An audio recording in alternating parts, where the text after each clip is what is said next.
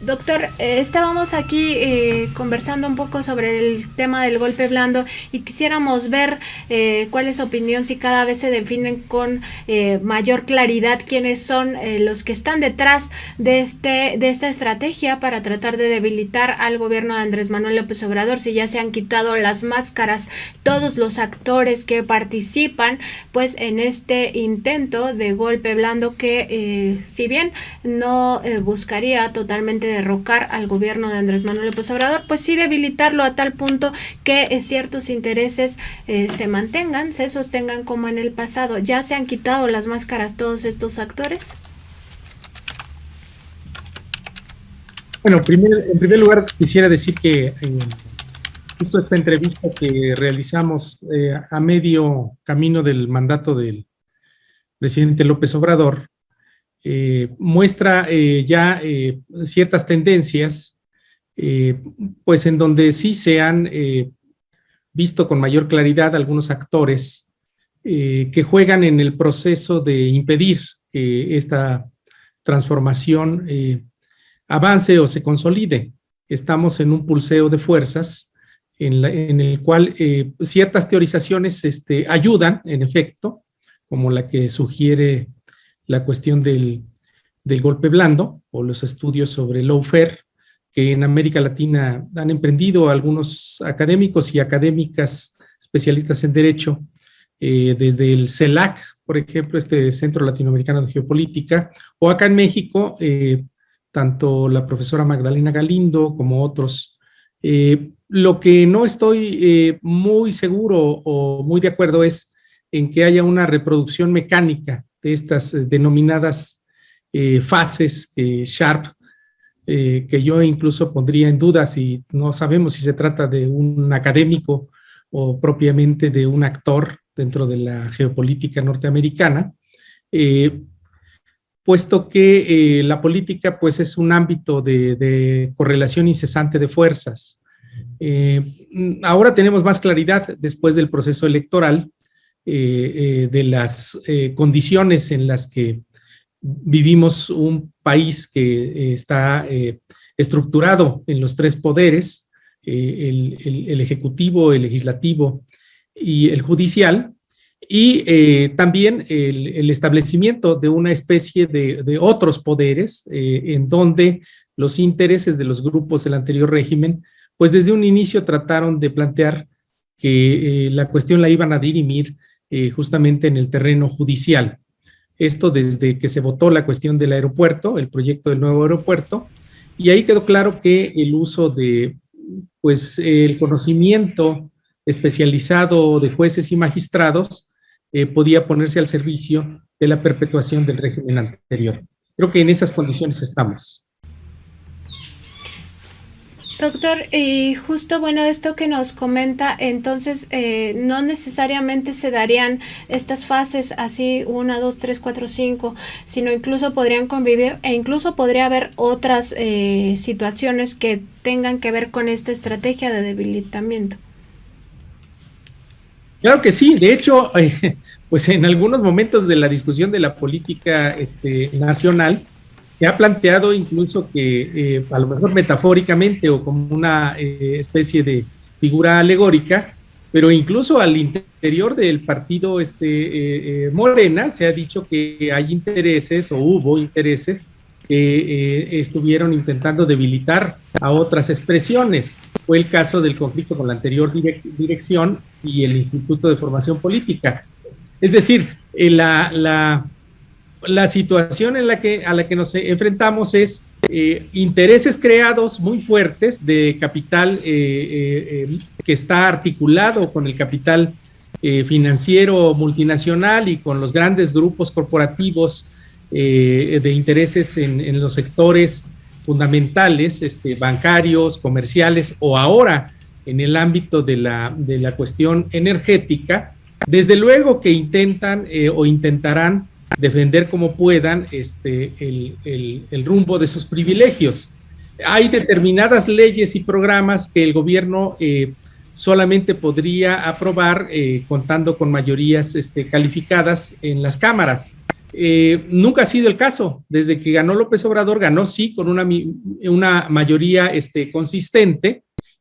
una mayoría relativa, pero nunca tuvo la mayoría calificada. En ese sentido, el proyecto de la derecha, que era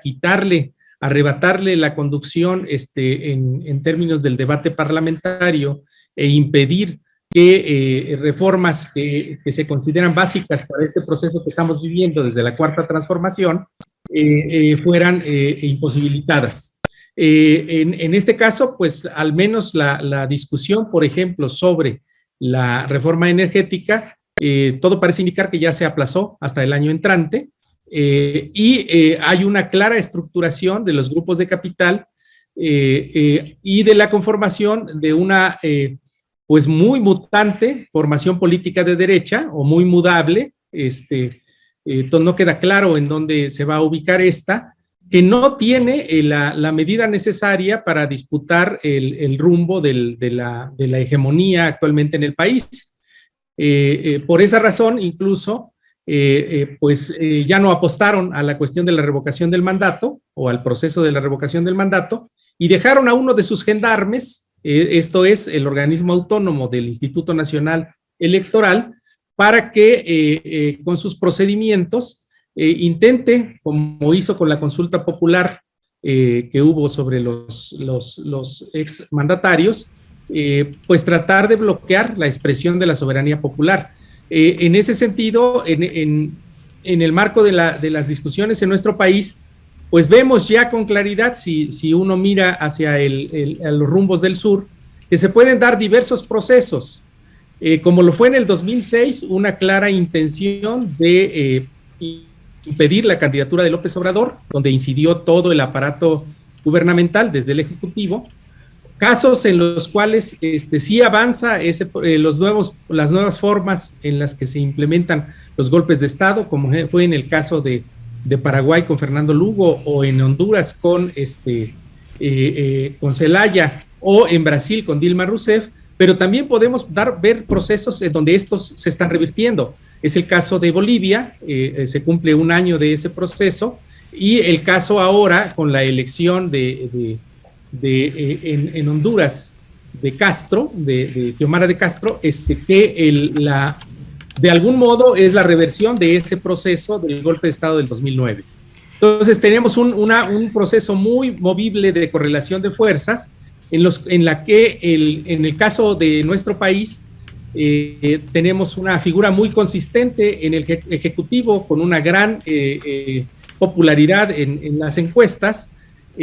una fuerza partidaria que con muchas dificultades está acompañando este proceso, tiene una discusión interna muy, muy interesante y un desafío en la coyuntura entrante, y un bloque opositor de derechas ya claramente definido, que me parece está disputando en cualquier terreno las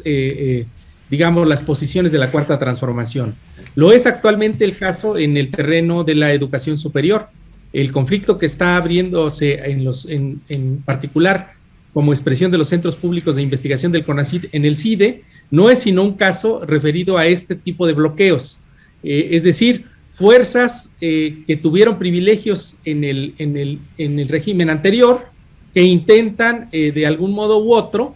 a veces de manera legal, otras de manera ilegal, no a través de la movilización, porque realmente no tienen fuerza para hacerlo, intentar desde el plano legislativo o desde el plano judicial impedir que los procesos de la Cuarta Transformación se consoliden. Creo que eso es el proceso, a mi juicio, en un primer diagnóstico que podemos señalar. Sí, doctor, buen día. Lo saluda Erika Ramírez. Si nos pudiera comentar cuál es el papel que juega el empresariado y algunos de los órganos autónomos como el INE en este golpe blando. Bueno, tenemos con claridad que el proceso de reproducción social en cualquier sociedad, está estructurado bajo la lógica de la producción capitalista y en ese sentido el mercado interno y el mercado externo. Cuando nosotros vemos las noticias en la prensa o a través de estos medios del internet, de todas las redes sociales, con informaciones, por ejemplo, en el ámbito de la pospandemia, de el incremento a la inflación, que esta ha sido muchísimo más alta que en años pasados, y por el otro lado, de un incremento de los salarios medios y de los salarios mínimos. Tenemos claramente estructurado un proceso digámoslo así, de contradicción en un sentido, podríamos decir, clásico, de contradicción de clase, en donde al intento por parte del Ejecutivo de consolidar ciertas políticas de aumentos salariales que se expresen en el mercado interno como nueva demanda efectiva, la política incluso que se señaló con relación al problema del outsourcing, de la subcontratación y de todos estos procesos que son de autoexplotación forzada por los propios trabajadores, es decir, de un proceso de implementación del neoliberalismo como exigencia de autorrendimiento en las personas. La respuesta del empresariado fue muy clara. Diversos sectores estructurados alrededor de las grandes cadenas comerciales, o de los grupos de capital que importan, son burguesías compradoras. Inmediatamente la reacción es el proceso de un cierto incremento en los precios. En ese sentido se ubica también la reacción con respecto al problema de la reforma energética. Los casos en los cuales grupos de capital, amparados en el supuesto discurso de las energías limpias, lo que en rigor están haciendo es un proceso de transferencia de recursos públicos hacia los bienes y hacia los intereses del capital privado. ¿Esto cómo se reporta en términos de las cuentas nacionales? Bueno, como procesos de elusión o de evasión fiscal, o procesos en los cuales a través de la comercialización y distribución de la cuestión de la energía eléctrica, en lugar de beneficiarse el Estado y en ese sentido amparar un mayor ingreso fiscal, lo que ocurre es que el empresariado se beneficia de cuotas por no justamente pagar al Estado lo que corresponde por la red de distribución. Entonces, el Estado ha reaccionado claramente a través de esa implementación de políticas que ya se comienzan a reflejar en términos de dificultades que podría enfrentar el proceso político que estamos viviendo. Al menos en términos de presupuesto, esto ya se solventó, ya se aprobaron los presupuestos para el año entrante y además contamos con una cierta situación buena en términos de los precios del petróleo. Pero actualmente, por ejemplo, la cuestión de la deuda pública, puede generar un problema ahí con relación al pago de intereses también, porque al devaluarse nuestra moneda, se sobrevalúa en precios en términos del peso nacional, de la moneda nacional, la cantidad de lo que se debe. En ese sentido, pues la reacción claramente del empresariado es adecuarse a la nueva situación en términos de plantearse que los privilegios con los que contaba anteriormente en términos de una política fiscal laxa o francamente favorable al capital, actualmente están disputándose en ese sentido. Por el otro lado, por el lado de los organismos autónomos, por el lado de una política que intente recuperar la rectoría del Estado, pues hay ciertos grupos que francamente están en una gran confusión cuando plantean que eso es un atentado a nociones muy abstractas de autonomía. La cuestión de la autonomía, pues es un valor inobjetable en términos de la autoemancipación de la persona y en términos de la estructura de ciertos organismos, pero no puede ser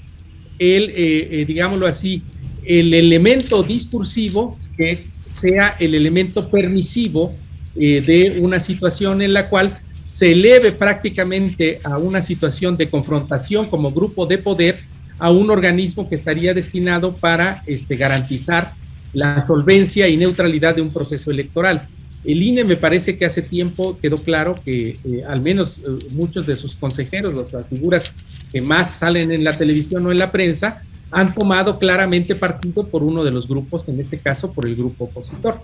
de tal manera que pues no solo han minado la capacidad, si es que en algún momento la tuvo, y creo que la tuvo cuando estuvo como consejeros otras figuras públicas, pero desde la administración pasada o la anterior ha quedado claro que ese papel que el INE asumió es el de estructurar una transición maniatada o dirigida que realmente no afecte los intereses vigentes en el país. Estamos hablando con el doctor José Gandarilla Salgado, quien es profesor investigador en el Centro de Investigaciones Interdisciplinarias en Ciencias y Humanidades de la UNAM. Y nos parece muy interesante, doctor, esta reflexión que hace en torno a cómo se transfieren los recursos públicos a privados, incluso ahora, bueno, que estamos en un digamos un gobierno distinto a los que encabezaban los neoliberales, pero también esta parte donde analiza cuál ha sido el papel de los consejeros del INE, particularmente es obvio que se trata de Lorenzo Córdoba, de Ciro Murayama, cómo han optado por ser cómplices del grupo opositor y en general pues de la élite que durante más de 36 años gobernó este país y que nos ha llevado a la tragedia que vivimos en términos de desigualdad y de pobreza. Doctor, también nos gustaría saber de cara a las elecciones de 2024, es obvio que estos actores que han estado en contra del gobierno de Andrés Manuel López Obrador han renunciado a esta posibilidad de la revocación de mandato, como usted bien nos decía al inicio de esta entrevista, pero es un hecho también que no renuncian a sus estrategias de debilitar al gobierno, sobre todo aquellas que tienen que ver con generar descontento social pues justamente un contexto muy favorable para ellos con el monopolio o el dominio de los grandes medios de comunicación. ¿Cómo observa usted esta carrera hacia 2024? ¿Se podría recrudecer pues todas estas estrategias que van a la par, como ya nos comentaba también al principio de esta entrevista? Yo creo que sí, el papel de los medios de comunicación dominantes pues va a ser fundamental, y la disputa de la maquinación de esos consensos o de esas falsas noticias, de esos fake news y de toda la estrategia que han estado consecuentemente siguiendo, al amparo también de un discurso que tiene que ver con nociones pues muy válidas y muy preciadas con la cuestión de la libertad de expresión, pero que debe uno sopesar también en ese caso de los medios de comunicación y de los grupos, porque ha sido el caso en toda la región latinoamericana. Uno no puede pensar las transiciones que se han vivido sin mirar los grandes grupos de capital que concentran los grandes medios de comunicación. El caso de la Argentina con Clarín, Brasil, O Globo, el caso de Perú, El Comercio, todos estos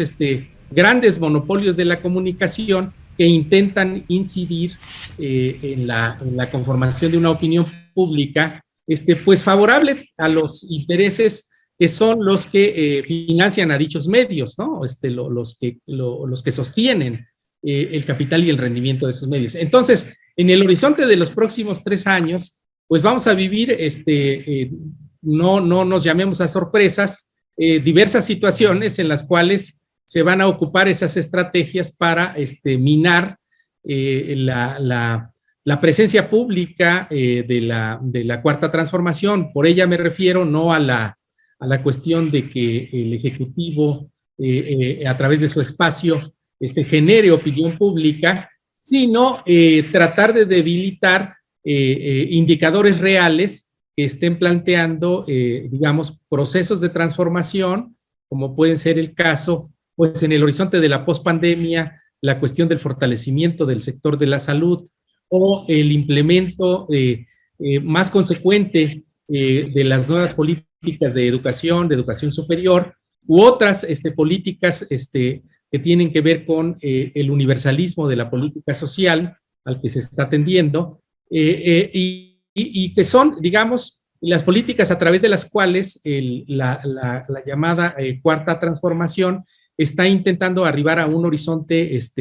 económico en el mercado interno y de una situación de una mayor o mejor convivencia social en el ámbito de lo político, con los cuales apostará a tener la mayor capacidad para afrontar esa disputa política que nos espera en el 2024. Sí, doctor, y en este sentido, ¿cuál debería ser la respuesta del gobierno mexicano ante este golpeteo y golpe blando que se está llevando a cabo? Vemos las conferencias de prensa matutinas del presidente Andrés Manuel López Obrador, que considero que podría ser uno de los elementos para contrarrestar todo esto que está haciendo esta oposición, pero ¿usted recomendaría algunos otros elementos? No, yo creo que en este caso el infortunio para la derecha mexicana es, por un lado, que está muy desestructurada por los propios protagonismos de sus integrantes, algunos de ellos figuras impresentables en la arena política y que por eso tienen que recurrir a figuras empresariales también igualmente impresentables, que son las que aparecen como las figuras políticas que conducen, al menos discursivamente, a ese bando. Por el otro infortunio de la derecha es que contamos con un mandatario que es realmente muy hábil en el manejo del discurso político, muy hábil en la negociación política, y en ese sentido la capacidad que tenga también el partido y la movilización social, en este caso Morena, de solventar sus conflictos, de garantizar el respeto a sus estatutos, a su programa o al espíritu con el cual nació, y en ese sentido afirmar un acompañamiento a este proceso, pues tendrá la capacidad, creo yo, de afrontar con buenos resultados esa coyuntura de los próximos 3 años. Doctor, también usted habla justamente del infortunio de las derechas y cómo han tenido que recurrir a estas figuras ya muy desgastadas, y en efecto pareciera que en ocasiones están ya muy desesperados porque estas estrategias pues no resultan en el debilitamiento del gobierno del presidente Andrés Manuel López Obrador. Pareciera incluso que en algunos casos pues no saben ni para qué rumbo tomar a la hora de tratar de desprestigiar a este gobierno o de generar ciertas acciones, ¿no? Como retirar su capital o no invertir, etcétera, que tampoco les ha dado resultados porque los migrantes pues han estado mandando sus remesas en digamos montos históricos. ¿Hay alguna posibilidad de que estos grupos de derecha quieran endurecer esta estrategia y de alguna manera aspirar hacia un golpe de estado pues duro, como se le conoce, e incluso violento, o recurrir a la violencia específicamente para desestabilizar? Pues yo creo que es muy temprano para plantear una hipótesis de esa naturaleza. Algunas gentes lo han hecho y creo a veces con cierto fundamento, otras ocasiones con menos información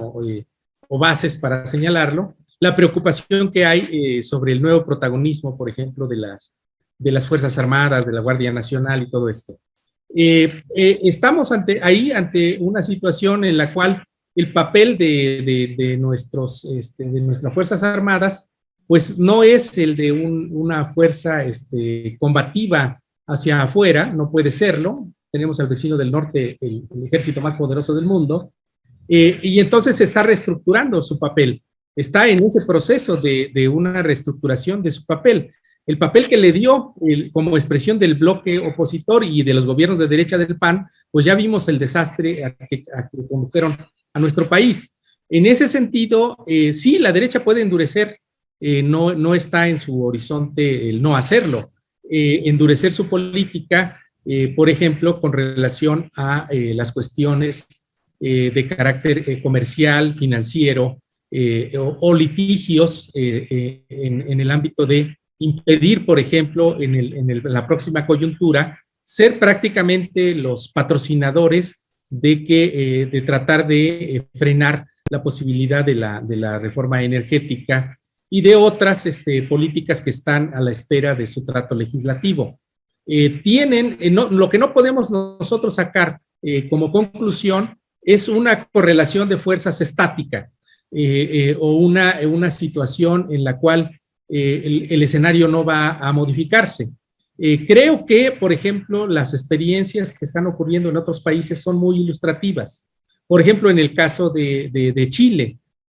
o el propio resultado electoral de las elecciones del 2021 en nuestro país. Algunos los llaman a sorpresa el hecho de que algunos resultados electorales no fueron favorables para el proceso de la Cuarta Transformación. Pero lo que ahí se expresa es que es necesario, digámoslo así, redoblar el trabajo político, redoblar el trabajo territorial, para evitar que personajes que uno daba por liquidados ahora aparezcan como figuras del propio Parlamento Nacional. Entonces, en ese sentido, sí puede darse un horizonte de agudizamiento de las contradicciones y entonces de endurecimiento de las propuestas políticas del bloque opositor, pero no veo tantas posibilidades de que se pueda establecer esa afinidad electiva con ciertos grupos de los mandos de las Fuerzas Armadas que darían una lógica de una conformación como eran los procesos de golpe de Estado anteriores. Al contrario, creo yo que el protagonismo que está teniendo, digámoslo así, la relación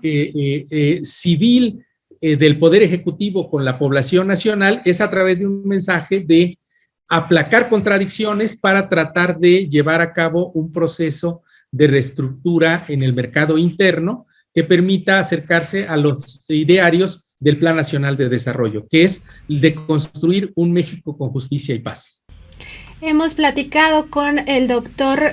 José Gandarilla Salgado, quien es doctor en Filosofía Política por la Universidad Autónoma Metropolitana y además investigador en el Centro de Investigaciones Interdisciplinarias en Ciencias y Humanidades de la Universidad Nacional Autónoma de México. Muchas gracias por sus reflexiones. Buen día, doctor. Buen día. Muy buenos días y gracias por la invitación a ustedes.